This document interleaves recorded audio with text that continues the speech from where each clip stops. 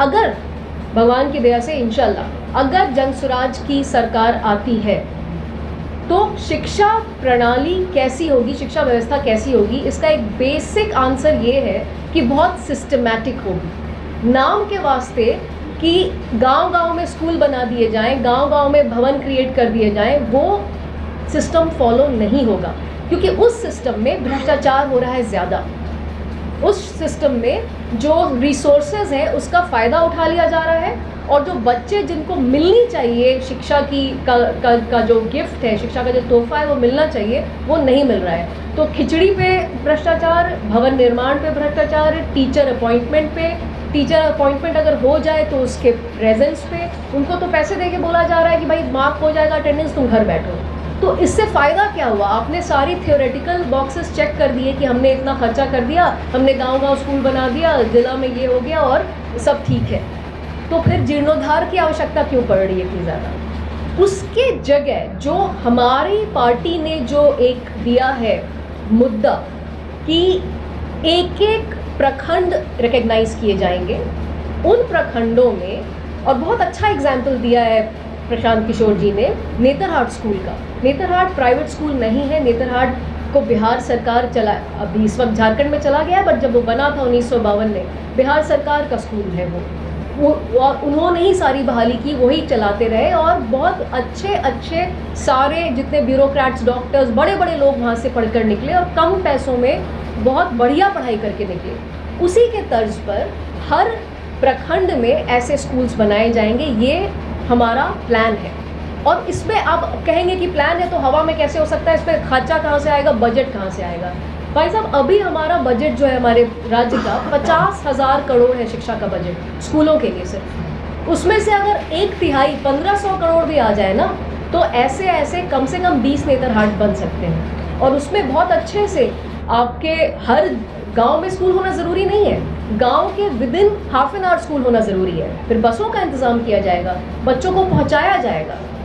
तो ये एक बहुत इम्पॉर्टेंट पॉइंट है, वो मेरी तरफ से है कि जो एक पब्लिक एजुकेशन की जो व्यवस्था होगी वो ऐसी होगी। सबसे बुनियादी बात आपको बता दें, जनसुराज आमूल चूल परिवर्तन की बात कर रहा है, कोई सिल्वर बुलेट नहीं। बुनियादी बात क्या है, आपको बड़े बड़े आंकड़े तो बाद में दूंगा। बुनियादी ये है कि यहाँ बच्चा स्कूल में ही नहीं जा रहा है। एक जो सर्वे है वो बता रहा है कि किसी दिन आप स्कूल में चले जाएंगे सरकारी, तो 100 में मात्र 20 बच्चा ही स्कूल आता है। ये रिसर्च का आंकड़ा है, जीएसएस का आंकड़ा है। लेकिन अगर सरकार का आंकड़ा लीजिएगा जो कि इन्फ्लेटेड है, वो भी बताता है 40 बच्चा ही आता है, रजिस्टर जो होता है अटेंडेंस। तो जब बच्चा स्कूल जा ही नहीं रहा है तो बच्चा सीखेगा कैसे? अब उसका नतीजा ये है कि जो annual status of education report का सर्वे आता है वो बोल रहा है कि बिहार में 19 बच्चा, सुन लीजिएगा आप, हमारे और आपके बच्चे भी, 19 बच्चा ही जो दूसरी स्टैंडर्ड में है वो तीसरे का गणित या भाषा आपको बता सकता है। ये स्थिति जब बुनियादी शिक्षा की होगी तो उसका जो रूपरेखा है वो ऐसा दिखता है कि जो बिहार कास्ट सर्वे हम लोगों की मिलीजुली सरकार ने की, वो बता रही है कि मात्र 4% से भी कम लोग अति पिछड़े और दलित समाज के बच्चे 12वीं पास कर पा रहे हैं। तो बच्चे तो स्कूल ही पास नहीं कर पा रहे हैं तो कॉलेज में क्या जाएंगे और आरक्षण का क्या फ़ायदा उठाएंगे?